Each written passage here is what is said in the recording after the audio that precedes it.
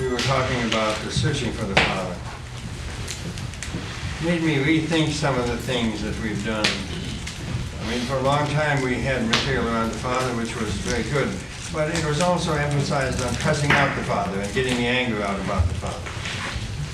But this emphasis is something different.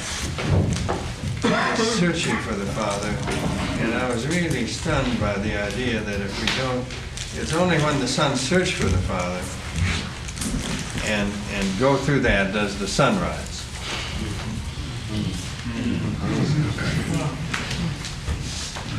So by a number of men that's writing off their fathers, it means that a lot of sons don't rise. So I'm going to read a couple of poems I wrote for my father. I didn't start to do these until I was 48 or so. And the first one reminds me of things that Martine says that to my surprise, when you're writing a poem, you don't know what's going to happen. And at the end, what happened with this one was a suggestion that some kind of a hostile creature has been following both my father and myself, and probably Norwegian grandfathers as well. My father and I swim a mile or so apart in the cold sea. We are each aware of the other's strokes, but we swim far from the care of women.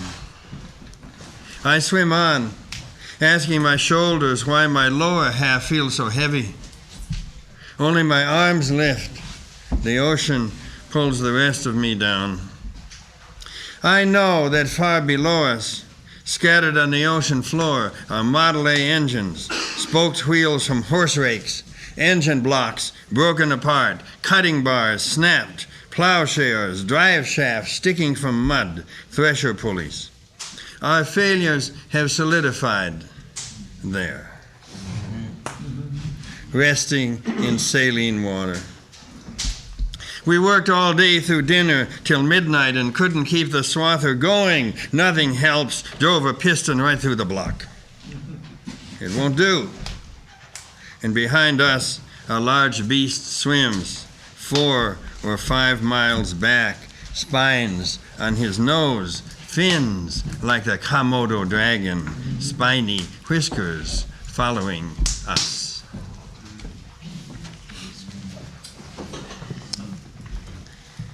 So I remember reading that to a group, and a woman with a very female had a remark. She said, do you think that if your father and you had been swimming closer together, that the beast wouldn't be following you?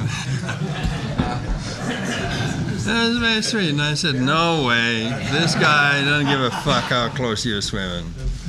He's been following for centuries, and he doesn't plan to give up. Closer yet.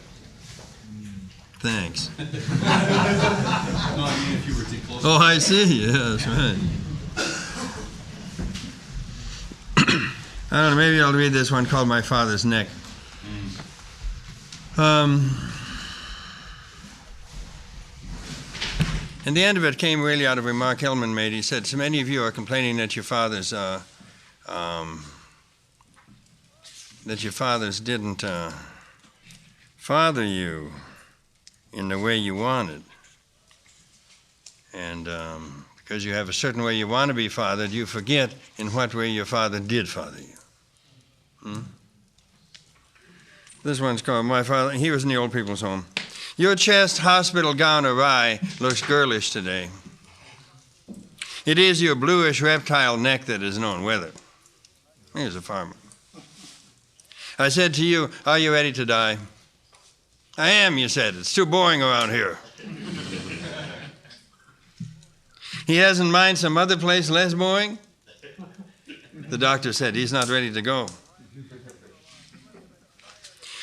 And then why does he live so long? There must have been a fire that nearly blew out, or a large soul inadequately feathered that became cold and angered. Did you hear that one? What the Greeks thought a soul was. Or a large soul inadequately feathered that became cold and angered. Some 4-year-old boy in you, misprized by your father, chilled by your mother, said, I will defy, I will win anyway, I will show them. Follow that? This 4-year-old old man in you does as he likes. He likes to stay alive. Through him, you get revenge, persist, endure, overlive, overwhelm, get on top. You gave me this, and I do not refuse it. It is in me. So,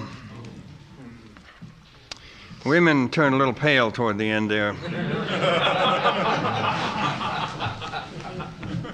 But if you want to be a writer, you've got to have that.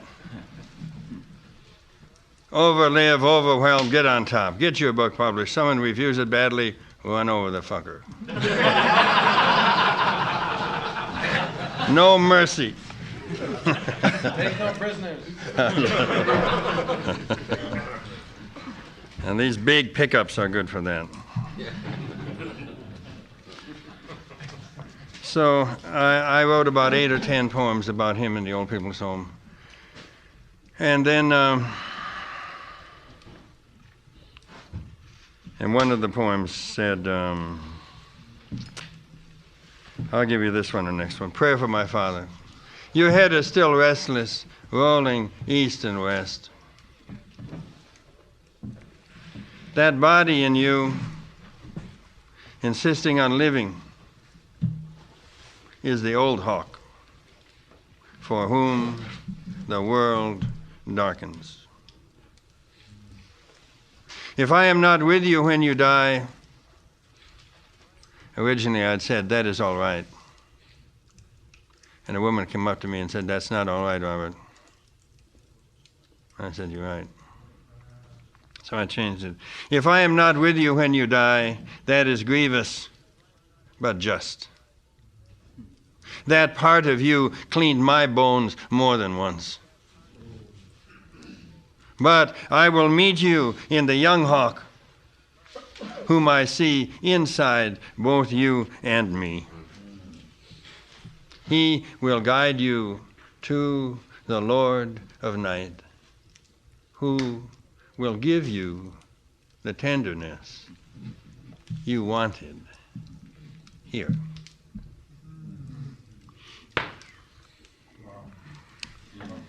And I didn't, until you write a poem, you don't know what's going to happen. And I really didn't understand till the very end that even though he was beaten, even though he was verbally ashamed by his mother and his father and so on, and drank a lot and so on, so on, so on, so on, so on, so on. That isn't the way he was born. That isn't what he wanted. What he wanted was that tenderness. What? What he wanted was that tenderness. That's what he wanted. That's who he was. If I am not with you when you die, and that was true, I wasn't.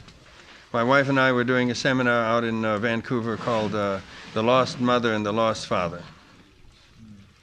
If I am not with you when you die, that is grievous, but just. That part of you cleaned my bones more than once. But I will meet you. See, when I looked at him, I knew there was an 85-year-old man there who was really worn out. And there was a 13-year-old boy. And the question, which one is going to live after death? I decided it was a 13-year-old, which I called the young hawk. But I will meet you in the young hawk, whom I see inside both you and me. He will lead you to the Lord of night, who will give you the tenderness you wanted here. So the last one that I wrote really was one in which he was in the coffin. So I wrote this poem.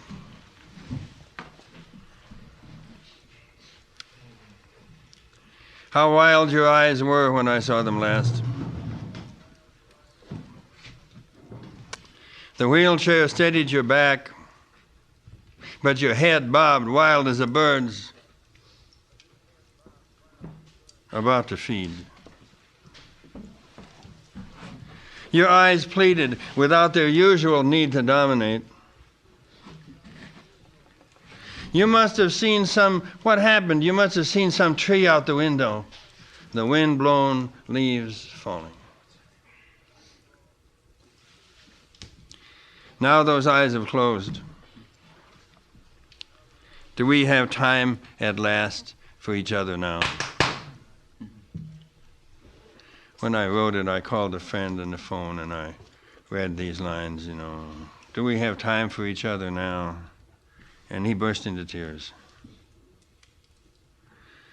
Now those eyes have closed. Do we have time at last for each other now? Do you have time for me? What good was all that careful seeing we did, so as to miss pheasant nests as we plowed, or rocks? Eyes, we both found out, are also for weeping. You understand me? As farmers, all we did was look. Eyes, we both found out, are also for weeping. So I was there and I put my hand on his chest. I placed my hand on your chest. Your chest is thin below the burial soup, a chicken's breast below my hand. You ever put your hand into a chicken's nest and you feel the boning? Your chest is thin below the burial suit, a chicken's breast below my hand. And I did this, and then I did something else, and I ended it. It wasn't quite right. And my wife said to me, "Do you realize that there's a lot of power there when you're putting your hand on his chest?" I said, "Yeah, I know that." She said, "Well, I think we ought to know that you know it." You know, that's right. So I ended it. You feel like glory in my power as I lay my hand on your chest. A voice says to me, for now, you are the standing one. I place my hand in your chest. Your chest is thin below the burial suit, a chicken's breast below my hand. Do you feel like glory in my power as I lay my hand on your chest? A voice says to me, for now, you are the standing. All right.